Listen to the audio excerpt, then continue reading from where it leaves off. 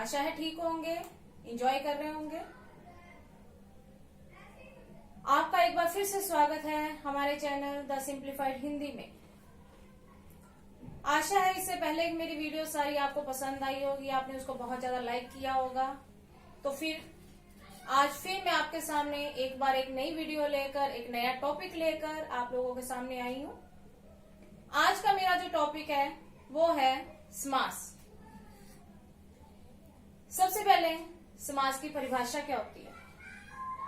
समास की परिभाषा होती है दो या दो से अधिक शब्दों के मेल से जो नया शब्द बनता है उसे समस्त पद कहते हैं।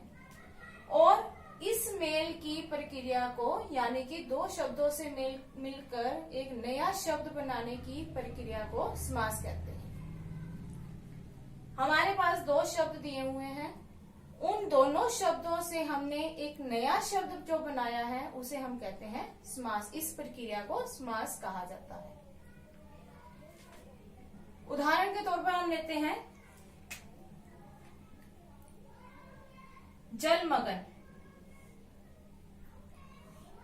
ये समास हमने लिया। दो हमारे पास शब्द है, जल और दूसरा क्या है, मगन। अब अगर हम इसको मिलाएंगे तो हमारा एक नया शब्द क्या बन जाएगा, जल। यहां पे हम क्या लगा देंगे, में। क्या बन जाएगा, जल में मगन। जब हम इसे बनाते हैं तो हमारे जो शब्द होते हैं, एक शब्द जो होता है वो क्या होता है, पूर्व पद, और एक क्या होता है, उत्तर पद।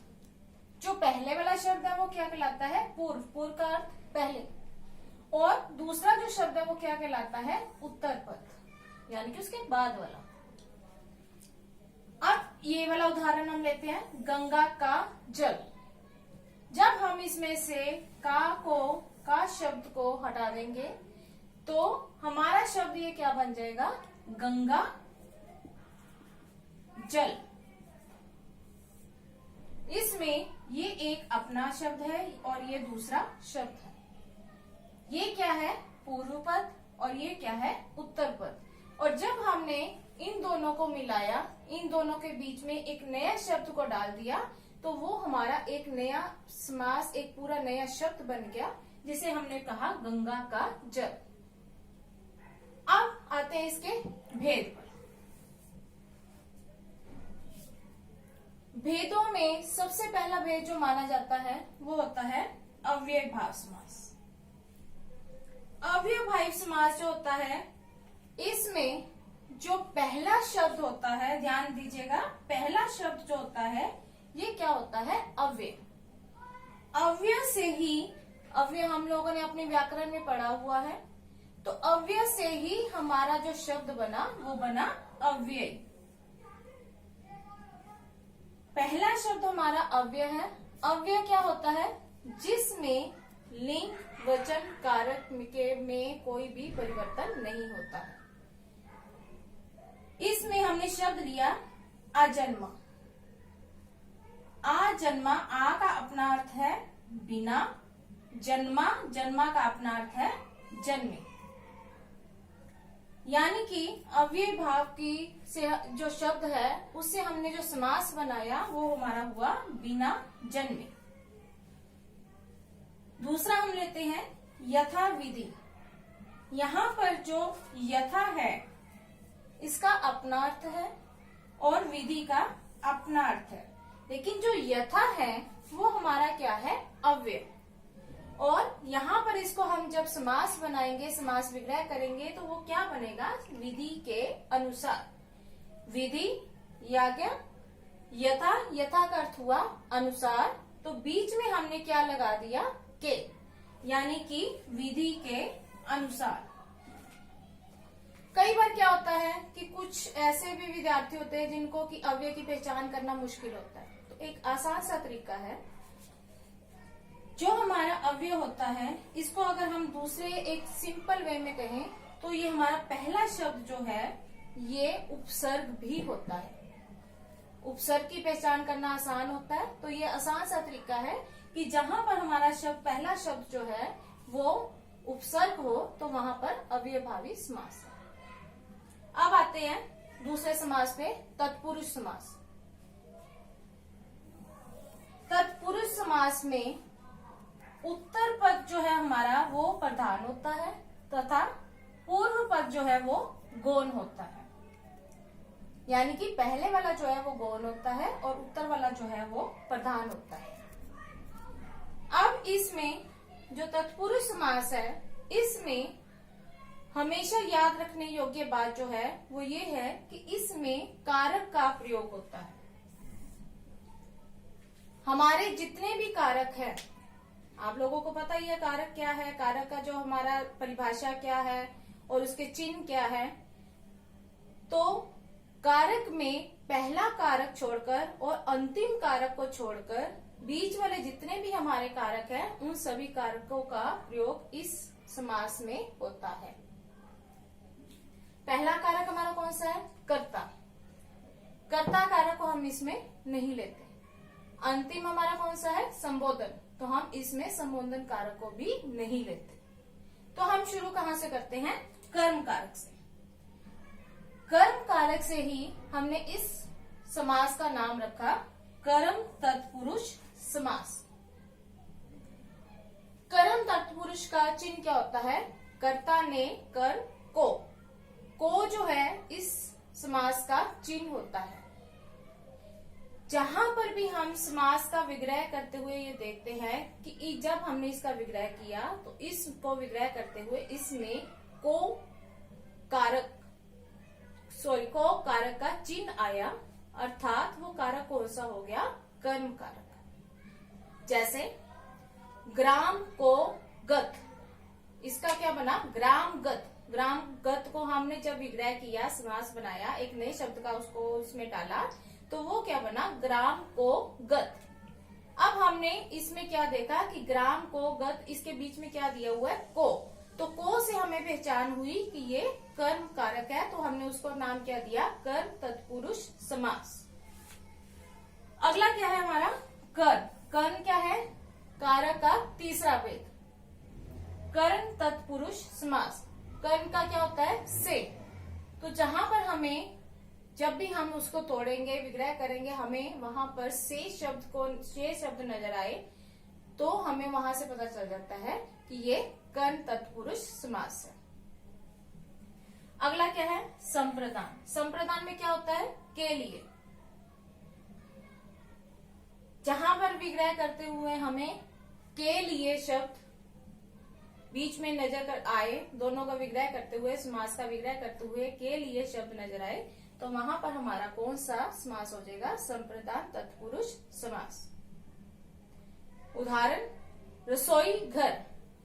रसोई घर को जब हम विग्रह करेंगे तो वो क्या हो जाएगा? रसोई के लिए घर। तो वहां पर हमारा कौन सा आ गया? के लिए। तो ये क्या हो गया? संप्रदान तत्पुरुष समास। अगला है अपादान। अपादान में क्या आता है? से। अब यहाँ पर क्या है कि जो हमारा कर्ण तत्पुरुष है उसमें भी से आ रहा है, जो हमारा अपादान है इसमें भी से आ रहा है, तो दोनों में अंतर कैसे पता चले? आसान सा तरीका है स्टूडेंट्स इसको पहचान करने का। अपादान में क्या होता है? से जो आता है वो किसी चीज से अलग होने का, यानी कि जुदाई का आता है। यानी कि वृक्ष से पत्ते झड़ रहे हैं। अब पत्ते क्या हो रहे हैं? वो वृक्ष से झड़ रहे हैं, यानी कि वो वृक्ष से अलग हो रहे हैं। तो यहाँ पर क्या है? पत्ते वृक्ष से जुदा हो रहे हैं, तो यहाँ पर से जो है वो कौन सा है? जुदाई वाला। जहां पर कोई चीज किसी से अलग नहीं हो रही और से शब्द का प्रयोग किया जा रहा है, तो वहां पर कौन सा है? कर्ण तत्पुरुष। और जहां पर कोई चीज किसी से अलग हो रही है तो वहां पर क्या है? अपादान तत्पुरुष समास। अगला क्या है? संबंध। संबंध में क्या होता है? का, के, की, यानी कि किसी एक का संबंध किसी दूसरे के साथ दिखाना। जैसे राजपुत्र। राजपुत्र जब हम इसको तोड़ेंगे तो क्या हो जाएगा? राजा का पुत्र। अब यहाँ पर राजा का संबंध किसके साथ दिखाया गया? पुत्र के साथ। तो बीच में क्या आया? का। तो का क्या है? हमारा कारक है और ये कौन सा बन जाएगा, संबंध तत्पुरुष समास। अगला है अधिकरण। अधिकरण में क्या आता है, में पर, दो शब्दों का प्रयोग होता है, दो उसके चिन्ह होते हैं, में और पर। दोनों में से कोई एक भी चिन्ह हमें दिखाई देता है जब हम समास का विग्रह करते हैं, तो वहां पर क्या होता है, अधिकरण तत्पुरुष समास। अगला है हमारा समास तीसरा, द्वंद्व समास। द्वंद्व समास में दोनों ही प्रधान पद होते हैं, यानी कि उत्तर पद और पूर्व पद दोनों ही इसमें प्रधान होते हैं। और जब हम इसका विग्रह करते हैं तो इसमें या, और, तथा इन तीनों में से किसी एक का प्रयोग होता है। जब भी हम विग्रह करेंगे तो इसमें एक का प्रयोग होगा। और इसकी पहचान क्या होती है द्वंद्व समास की, कि इसमें दो शब्दों के बीच में योजक चिन्ह का प्रयोग किया होता है। उदाहरण दिखाती हूं मैं आपको, दिन रात। अब यहां पर क्या है, दिन रात के बीच में क्या किया गया है, योजक चिन्ह का प्रयोग। जब हमने इसको समास बनाया तो वो क्या बन गया, दिन और रात। हमने क्या किया, इस योजक चिन्ह को यहां से हटा दिया और उसकी जगह किस शब्द का प्रयोग किया, और। जहां पर योजक चिन्ह दिया हो, योजक चिन्ह का जो है वो द्वंद्व समास की पहचान है। योजक चिन्ह को हटाकर वहां पर हम किस शब्द का प्रयोग कर देते हैं, और। दिन और रात। माता पिता के बीच में क्या है, योजक चिन्ह, और जब हम इसको समास बनाएंगे तो वो क्या बनेगा, माता और पिता। चलिए अगले समास पर। अगला समास क्यों हमारा कौन सा है, बहुव्रीहि। बहुव्रीहि समास में दोनों पद प्रधान नहीं होते। द्वंद्व में क्या था कि दोनों ही पद प्रधान होते हैं, लेकिन बहुव्रीहि में क्या था कि दोनों पद प्रधान नहीं होते तथा समस्त पद किसी तीसरे की ओर संकेत करता है। यानी कि जो दो पद हमें दिए गए हैं, दोनों में से कोई भी प्रधान नहीं है, और जब हम इसका समास बनाएंगे तो वो दोनों ही पद जो है वो किसी अन्य पद की ओर इशारा करते हैं। उदाहरण से आपको पता चलेगा। उदाहरण बताती हूँ आपको, देखिए, महादेव। महादेव यानी कि महान है जो देव। महा का अर्थ क्या हो गया, महान। देव का अर्थ क्या हो गया, देव। महान है जो देव। अब महान कौन से देव हैं, सारे देवताओं में सबसे महान किस देवता को माना जाता है, वो कौन है, हमारे शिव जी। यानी कि इन पदों ने, जो दो पद दिए हुए थे, इन दोनों पदों ने एक तीसरे पद की ओर इशारा किया, और तीसरे पद की ओर इशारा करने के लिए उसने क्या किया, इस शब्द का प्रयोग किया। वो कौन सा है, जो देव। अर्थात यानी कि वो कौन है, हमें उसका नाम बताना पड़ेगा कि वो किसकी तरफ इशारा कर रहे हैं। तो वो नाम क्या है, शिव जी। वो शिव जी की ओर इशारा कर रहे हैं कि वो सब महादेवों में से महान है। अगला उदाहरण, लंबोदर। लंबोदर दो शब्दों से बना, दो पदों से बना, लंबा प्लस उदर। अब लंबा उदर किसका होता है, गणेश जी का। लंबा है उदर जिसका, अर्थात कौन हो गया, गणेश जी। इसमें भी दोनों पदों ने एक तीसरे पद की ओर इशारा किया, तो वहां पर हमारा क्या बन गया, बहुव्रीहि समास। लंबा है उदर जिसका, अर्थात कौन है वो, गणेश जी का पेट जो है वो लंबा है।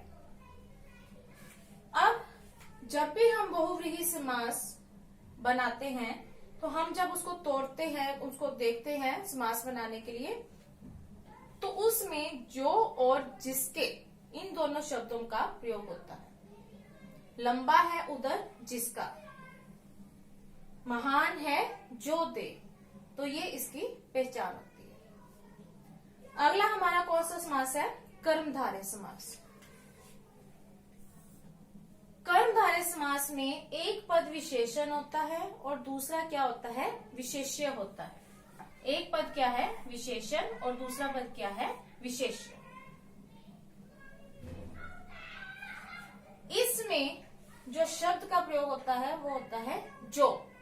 जब हम इसको तो समास को का विग्रह करते हैं तो बीच में जो शब्द आता है वो आता है जो। अब देखिए, विशेषण और विशेष्य का आपको पहले उदाहरण दे रही हूं। पीतांबर, पीला है जो अंबर, यानी कि अंबर क्या होता है, आकाश। पीला है जो अंबर, सॉरी, पीले हैं जो वस्त्र। महात्मा, महान है जो आत्मा।